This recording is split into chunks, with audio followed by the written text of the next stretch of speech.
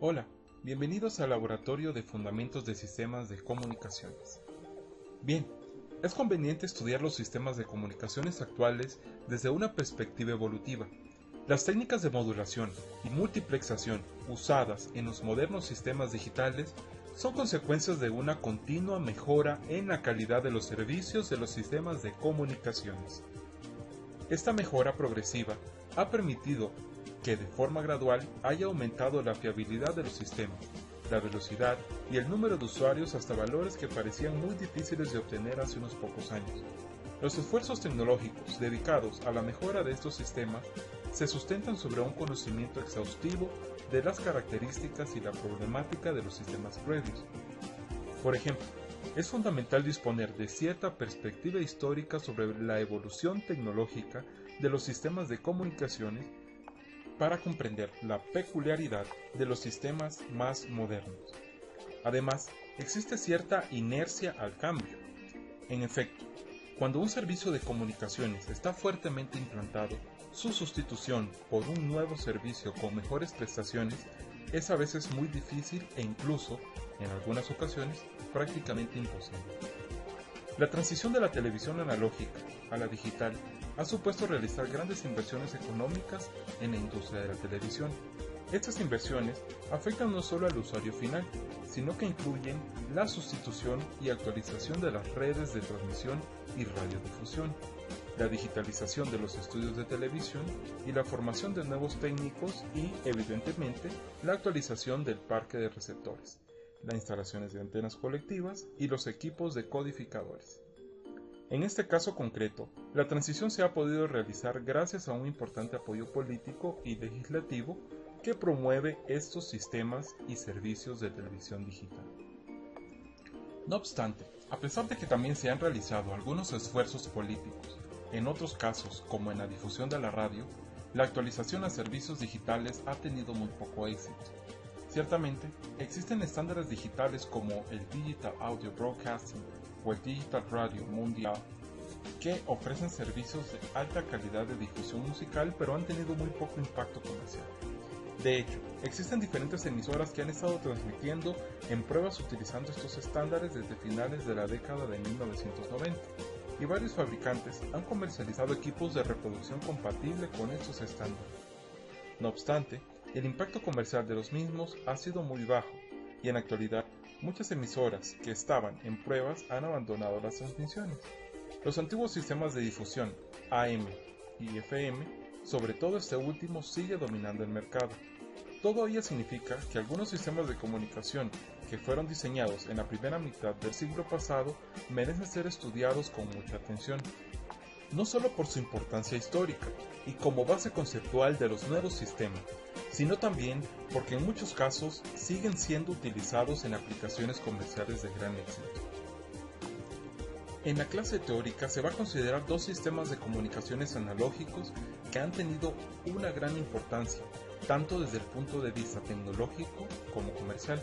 Se trata de los sistemas de modulación en amplitud modulada o AM, y frecuencia modulada, FM. Los dos sistemas de comunicaciones se siguen utilizando en aplicaciones de radio comercial y constituyen la base de muchos otros sistemas de comunicaciones analógicos y digitales. Se intentará proporcionar una perspectiva histórica de cómo han evolucionado estos sistemas de comunicaciones, proporcionando un mínimo de detalles matemáticos e intentando concentrarse en los conceptos e ideas fundamentales.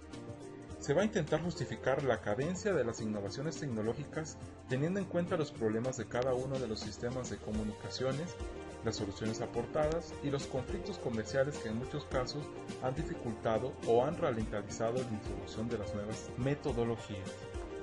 Las demostraciones de Heinrich Hertz de la existencia de ondas electromagnéticas que se podían propagar por el aire sugirieron a Guglielmo Marconi la posibilidad de extender los sistemas de telegrafía sin la utilización de cables. La teoría electromagnética ya había sido expuesta por James Clerk Maxwell en 1873, pero no pudo demostrarse de forma práctica hasta 15 años más tarde con el experimento de Hertz. Aún así, Hertz utilizó un generador de chispas conectado a un par de cables que actuaban de antena en el transmisor y un detector de arco en el extremo receptor. Cuando cargaba los cables de las antenas, conseguía reproducir una chispa en el detector del arco situado a cierta distancia. La señal del generador de chispa provocaba una descarga cuando la tensión de los cables superaba un cierto límite y producía una señal que oscilaba en las terminales de la bobina. La frecuencia de oscilación estaba relacionada con la longitud de los cables, o sea, la antena. Aunque el sistema permitiría comprobar que debía existir ondas electromagnéticas que se propagaban por el aire, tal y como había predicho James Maxwell, el experimento no resultaba práctico para la transmisión de señales, ya que las distancias eran muy cortas. Guglielmo Marconi se propuso extender la idea de Heinrich Hertz para aplicar la propagación de la radio a la telegrafía. Para ello realizó varias mejoras en el experimento de Hertz. En primer lugar, modificó el generador de chispas de Hertz aplicando un pulsador de telegrafía y utilizó un único cable de mayor longitud como antena. Con el uso de un único cable mejoró la eficiencia de la radiación, ya que la Tierra actuaba como reflector del cable y obtenía un sistema radiante equivalente de doble longitud. También cambió el receptor del arco por el cohesor que había inventado Edward Blandly en 1890.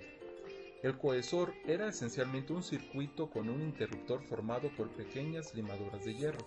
En consecuencias normales, las limaduras no estaban alineadas y el circuito no conducía, pero en presencia de ondas electromagnéticas, las limaduras cerraban un circuito que aplicaba la tensión a unos auriculares y hacía posible la audición de las ondas electromagnéticas generadas al accionar el pulsador del telégrafo.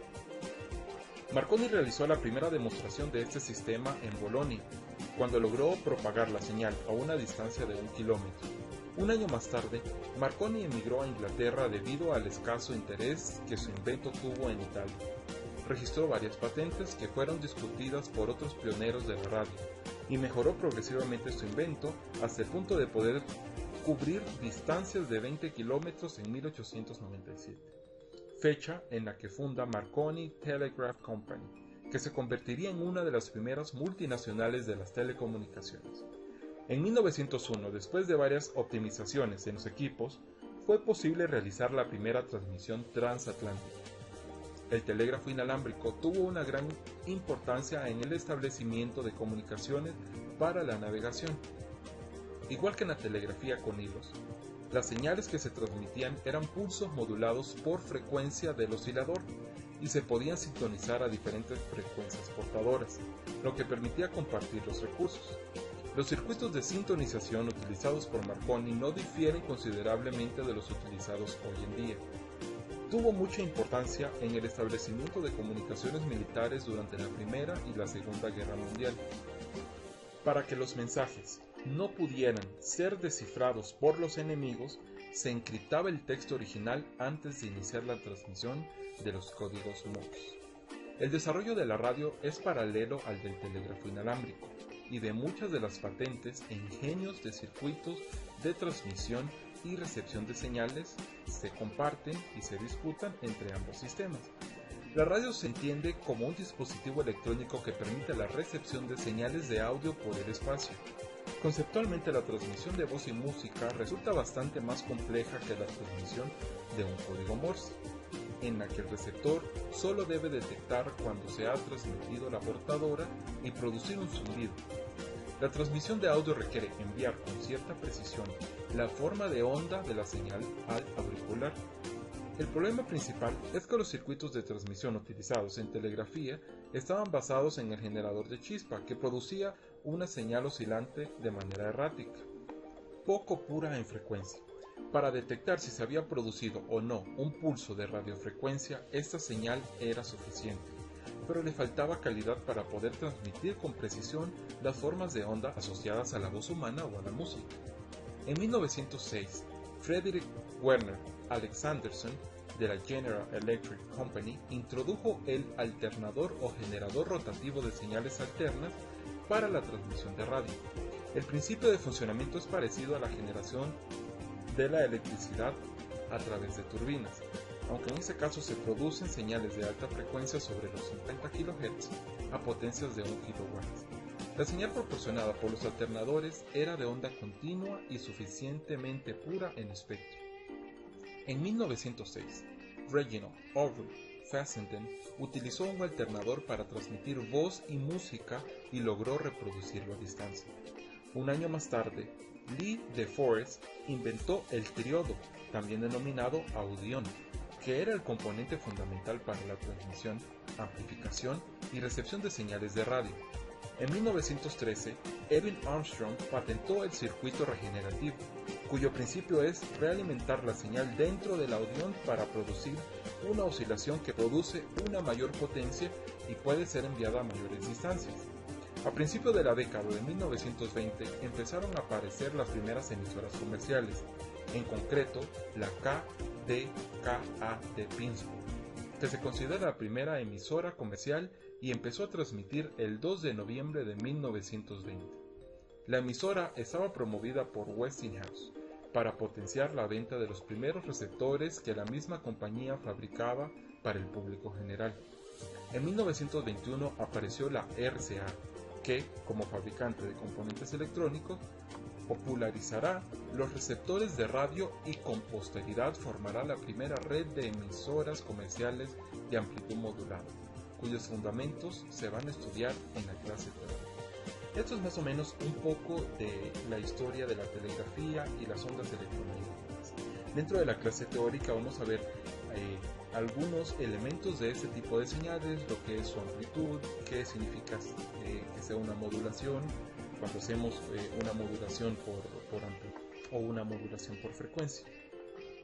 Así que al final de la clase teórica van a ser capaces de comprender las diferentes técnicas de modulaciones analógicas empleadas para la transmisión de información inteligente sobre diversos medios físicos.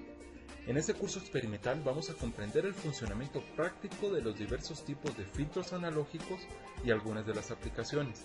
Vamos a conocer y también a identificar los diversos tipos de modulaciones analógicas para poder transmitir señales de corto alcance en este tipo de señales. La práctica 1, que es la introducción a microcampo. La práctica 2, ruido y distorsión. La práctica 3, filtros LC. La práctica 4, modulación y demodulación AM. La práctica 5, modulación AM de doble banda con portadora suprimida. Práctica 6, el amplificador de RF. En la práctica 7 veremos la modulación en frecuencia. Luego, en la práctica 8 tendremos el transmisor FM. En la práctica 9, el demodulador FM. Estamos seguros que de la mano de los maestros asesores, en este laboratorio vamos a aprovechar al máximo todos los recursos para entender y afianzar los conocimientos de la materia teórica. Muchas gracias y nuevamente bienvenidos.